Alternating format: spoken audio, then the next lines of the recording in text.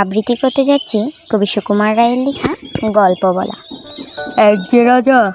থাম না দাদা, রাজা নয়, সে রাজ পেয়াদা। তার যে মাতুল। মাতুল কিসে, সবাই জানে সে তার পিসে। তার ছিল এক ছাগল ছানা। ছাগলের কি গজাই ডানা।